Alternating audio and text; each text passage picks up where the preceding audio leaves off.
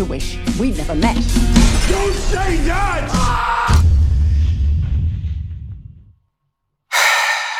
Moi et George Miller, ça a toujours fait d'eux. Les Mad Max Fury Road et les anciens Mad Max, je les ai jamais appréciés. J'ai vraiment jamais compris ce qu'on trouvait à cette saga de films. J'ai jamais compris non plus cette étrange affection que beaucoup de gens ont pour Happy Feet.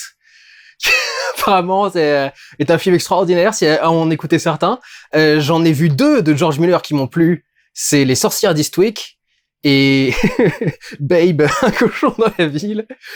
Je comprends pas qu'est-ce qui unisse les différents récits que raconte ce mec. Et ce nouveau film, 3000 ans à t'attendre, a réussi un exploit. C'est que je crois que ça y est, pour la première fois depuis... alors il y avait le fondateur et Snowpiercer peut-être au tout début de la chaîne, mais je n'ai rien à dire sur ce film. Je n'ai rien à dire sur ce film. Probablement parce que je n'ai pas compris de quoi il parlait, alors que ça a l'air plutôt simple. L'histoire de base, c'est qu'il y a une femme qui s'appelle Althea, qui est jouée par Tilda Swinton, qui, en voyage en Turquie, je crois, découvre un djinn dans une bouteille, donc un génie dans une bouteille, qui est joué par Idris Elba, et ils vont discuter pendant tout le film. Ils vont se raconter des histoires, notamment parce que bon, lui, il a beaucoup d'histoires à raconter. Apparemment, c'est très important pour les djinns. Et elle est narratologue. Elle étudie la narration et elle fait ce qu'a fait finalement Campbell. C'est la théorie du héros aux mille et un visages. Elle essaye de voir tous les liens qui existent entre les différents récits qu'il y a dans le monde. Ce qui n'est jamais vraiment mis en avant. Il y a eu un moment où elle fait une conférence quelque part, mais c'est jamais vraiment mis en avant. Et puis à la fin, ils ont fini de se raconter des histoires. Et puis voilà. Et donc t'as l'impression que ça parle des histoires, des récits en général. En même temps, ça parle très clairement d'amour, puisqu'il y a beaucoup de formes d'amour différentes. Il y a même de l'amour fraternel qui est présenté. Il y a des amours qui sont plus axés sur la luxure, d'autres qui sont plus axés sur une certaine découverte de soi, etc., etc. Mais en même temps, j'arrive pas à voir comment tu mélanges tout ça. J'arrive pas à voir. À un moment, le personnage de Tilda Swinton rentre chez elle et elle vit à côté de 2 vieilles dames qui ont l'air lesbiennes. Je sais pas, 2 vieilles dames qui vivent ensemble, ça me paraît un peu... Enfin, je jouais une lesbienne, moi, personnellement, mais apparemment non. Et surtout, elles sont complètement racistes. Et donc, il y a tout un moment où elle sort dans son petit jardin et elle parle avec les 2 vieilles qui lui sortent « de toute façon, les étrangers, ils puent et puis ils ramènent machin. » Et puis voilà. Et puis elle rentre à l'intérieur de chez elle et puis elle se calme avec son génie et puis c'est tout. Et après elle essaye de faire un truc avec ses voisines et tu sais pas vraiment ce que ça donne ou quoi que ce soit. Enfin c'est il y a sans doute un truc que j'ai pas compris, sans doute qu'il y a, mais je trouve rien de fascinant et de particulièrement profond et pertinent et intelligent dans ce qui est raconté, que ce soit par rapport aux histoires, que ce soit par rapport à la vision de l'amour. Le film a vraiment l'air orienté sur les histoires. Tu démarres l'histoire où elle te dit cette histoire est vraie, mais vous ne me croirez pas si je vous la raconte. Donc, il faut que je vous la raconte comme une fable. Et du coup, il y a la question est-ce que tout ça a été symbolique ? Est-ce que ce djinn existait vraiment ou est-ce qu'elle l'a imaginé ? Parce qu'à un moment, elle est en train de faire une conférence sur il y a aussi un thème qui est la différence entre la science et la magie et comment est-ce qu'on essayait d'expliquer la science par de la magie à une époque, etc., etc. Et du coup, est-ce que les deux peuvent coexister, etc. Et au début, elle fait une conférence là-dessus et elle voit un esprit d'un, je sais pas, d'un génie, d'un truc quelconque, d'un démon ou un fantôme, je sais pas, qui la regarde dans l'audience. Et quand elle dit que la magie n'existait pas et que finalement il y a que de la science, on lui dit foutaise, etc. Et elle tombe dans les pommes. Et ce personnage revient jamais dans l'histoire et on n'explique jamais rien d'autre sur un monde féerique, fantasmé. Il y a des histoires de dieux et de choses dans ce genre-là, mais on voit jamais que des djinns à l'action, enfin fonctionner. Et du coup, t'arrives pas à comprendre est-ce que tu dois comprendre qu'elle voit une autre forme de présence mystique, un djinn, un génie, un fantôme, quoi que ce soit, un dieu peut-être même, ou est-ce que c'est, comme elle le dit, une métaphore genre de son imagination qui essaye de lui essayer de la sortir de sa vision trop cartésienne du monde ou un truc dans ce genre-là. Honnêtement, c'est difficile à dire. J'ai un peu l'impression que ça a le même défaut que Nope. J'ai l'impression que ça parle de beaucoup de choses en même temps et qu'au final, tu sais pas trop de quoi ça parle. Ou sinon, j'ai l'impression que ça parle de finalement assez peu de choses. C'est-à-dire le rapport au récit et puis le rapport à l'amour, par exemple, etc., etc. Mais de façon extrêmement simple. Alors que j'ai vu une interview de George Miller qui fait « Oui, c'est un récit qui a l'air super simple au premier abord, mais en fait, ça parle de plein de choses, il y a plein d'histoires secondaires, etc. » Et tu fais « Ouais, mais tout a l'air très simple et très basique, en fait. Enfin, t'essayes de nous sortir quoi exactement ? T'essayes de venir...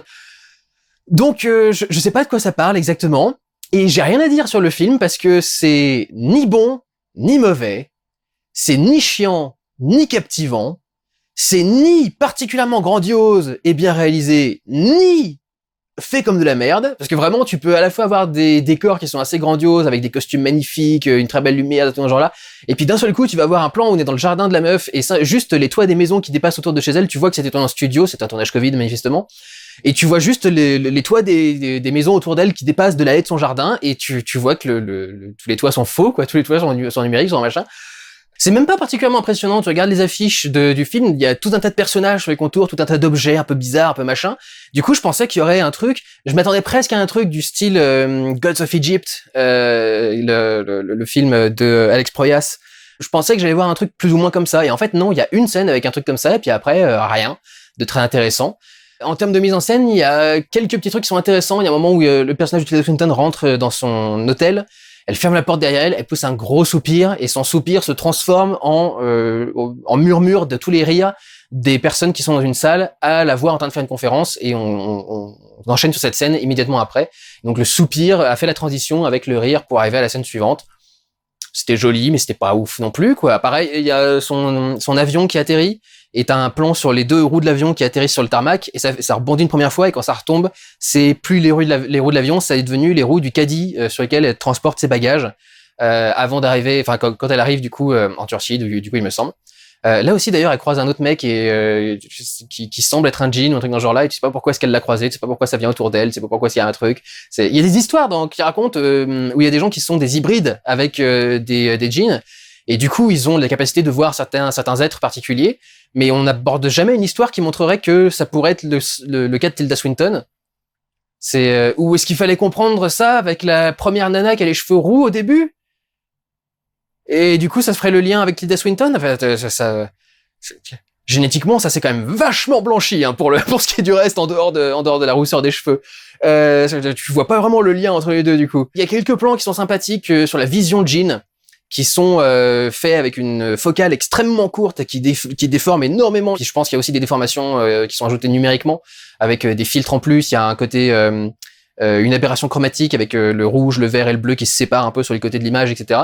Et il y a une image qui est très aérienne, très fantomatique, qui vole, qui passe à travers les murs et à travers différents objets, qui passe dans des interstices extrêmement petits, extrêmement restreints, pour te montrer du coup que c'est la vision un peu particulière d'un djinn avec des pouvoirs particuliers, mais pareil, c'est pas sensationnel non plus, c'est pas extraordinaire, quoi. Enfin, rien de sans sas, rien de génial. Et j'ai envie de dire que même dans le film, ça sert pas à grand chose au final.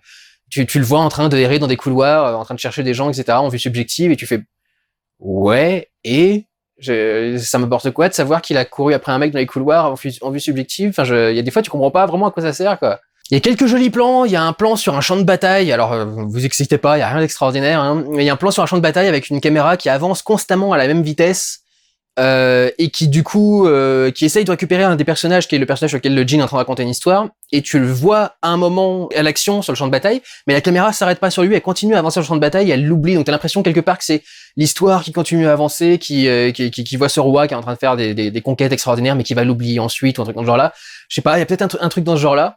Il y a un moment où un personnage tombe dans les pommes, et quand elle se réveille, t'as un mélange de un petit peu snoricam. Donc la snoricam, c'est quand t'as la caméra qui est accrochée, fixée sur ton torse, en train de te regarder droit dans les yeux, et du coup, quand elle bouge, ta tête reste toujours centrée par rapport au même endroit, et c'est le décor derrière qui bouge. Et je suis pas sûr que ce soit exactement collé à son corps, parce qu'après la caméra s'éloigne un petit peu et la récupère, et donc j'ai l'impression que c'est plus une caméra épaule, mais qu'on a stabilisé au début du plan pour que le visage de Tilda Swinton reste toujours parfaitement centré au milieu, et du coup, ça crée des petites déformations et des trucs un peu étranges. C'est comme quand vous prenez une vidéo avec vos smartphones et que vous les stabilisez ensuite avec des programmes. Généralement, ça le fait assez mal, ça devient assez moche. Et on fait à peu près la même chose du coup dans ce film-là. Et donc voilà, c'est un autre plan qui peut être sympathique par-ci par-là, mais c'est pas extraordinaire non plus. Et puis même stylistiquement, je trouve que le film est pas extraordinaire. Comme j'ai dit, enfin, il y a rien de particulièrement impressionnant quoi que ce soit. Mais je trouvais même qu'il y a des moments où le film a l'air mal foutu, ou a l'impression de s'ennuyer. Il y a pas mal de scènes qui se terminent avec juste les personnages qui sortent une dernière réplique, puis ensuite ils se regardent dans le blanc des yeux en silence, pendant que t'as un fondu au noir qui débarque. Et c'est tout. Et c'est comme ça que finit la scène. Et il y en a 2 ou 3 qui s'enchaînent comme ça vers la fin, notamment. Et je déteste ce genre de transition parce que t'as toujours l'impression que soit que le réalisateur faisait pas confiance au public pour comprendre que t'étais passé d'une scène à l'autre avec un changement de lumière, un changement d'ambiance, un changement de costume ou un truc dans ce genre-là. Soit t'as l'impression que simplement il savait pas comment faire une transition, comment faire la liaison entre deux scènes, et du coup il s'est dit je vais faire un fondu au noir, comme ça on va bien voir que la scène se termine ou un truc dans ce genre-là. Enfin je sais pas, mais du coup ça fait très mou, ça fait pas très intéressant et je trouve ça assez chiant. Voilà. Donc il y a du bon et du mauvais, il y a du pertinent et il y a des platitudes absolues. Et j'ai rien sorti de ce film. J'ai entendu des tonnes de trucs par rapport à oh mon dieu, Idris Elba et Tilda Swinton, d'une sexualité, d'une sensualité extraordinaire. Tu sens la tension sexuelle entre les deux. Que dalle. Et je veux pas dire par là qu'il joue mal. Il joue extrêmement bien. Mais alors j'ai pas senti un degré de sensualité entre ces deux personnages. J'ai jamais rien vu par rapport à leur attirance. J'ai jamais vu se regarder avec un regard particulièrement doux, ou amoureux ou tendre ou quoi que ce soit. Enfin, non, pas du tout. C'est une histoire sur des génies, quoi. Et c'est drôle parce qu'elle en parle elle-même, c'est-à-dire que elle parle du fait que si c'est une histoire sur un génie avec des souhaits à réaliser, c'est probablement pour t'apprendre que du coup faut faire attention à ce à quoi tu souhaites, parce que c'est la morale habituelle des récits sur les souhaits, etc. Et t'as l'impression qu'il essaye de déjouer ce cliché, d'aller contre ce cliché, et en même temps il a l'air d'aller dedans, quoi. Enfin j'ai l'impression que l'histoire se termine pas forcément beaucoup mieux qu'une autre histoire de génie. Bon, personne n'est mort et personne n'a complètement payé pour un truc, donc c'est peut-être ça au moins. Mais sinon pas ouf. Non, vraiment, j'ai pas grand chose à dire sur ce film, et en tout cas rien de pertinent, mais j'en ai rien vu j'ai rien vu de pertinent dedans non plus, quoi. C'est pas, encore une fois, je pense pas que c'est juste moi, je vois pas l'intérêt, je vois pas l'histoire, je vois pas le récit, je vois pas ce que ça fait de différent, je vois à peine ce que ça essaye de dire. S'il y a un discours sur les récits, s'il y a un discours sur l'amour, peut-être sur les récits amoureux en général, un truc dans ce genre-là, s'il y a un discours sur les choix, quoi que ce soit, je l'ai pas vu, je l'ai pas compris. Il y a plein de trucs, cela dit, qui te font penser qu'il y a quelque chose de plus derrière. Notamment, il y a le signe 333 qui revient régulièrement. 333, c'est ce qu'il y a sur la porte de Tilda Swinton.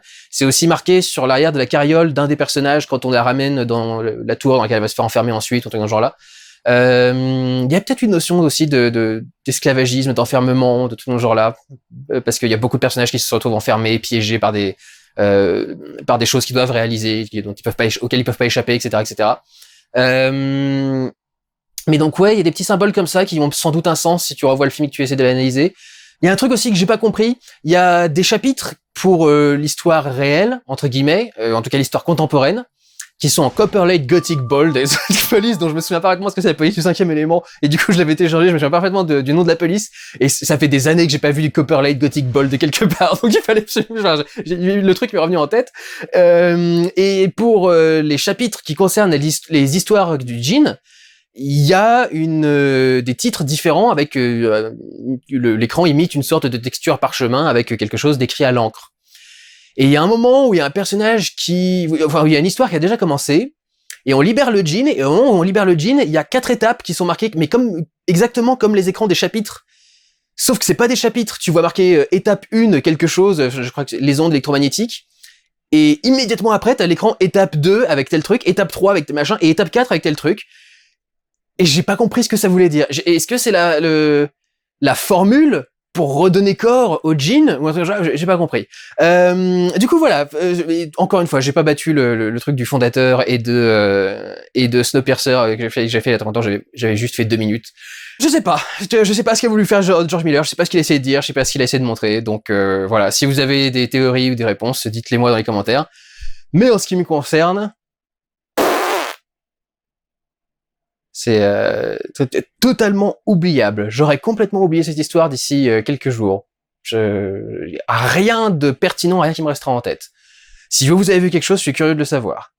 Voilà pour ce qui est de mon retour sur 3000 ans à t'attendre. Prenez soin de vous, allez voir des films. Ciao.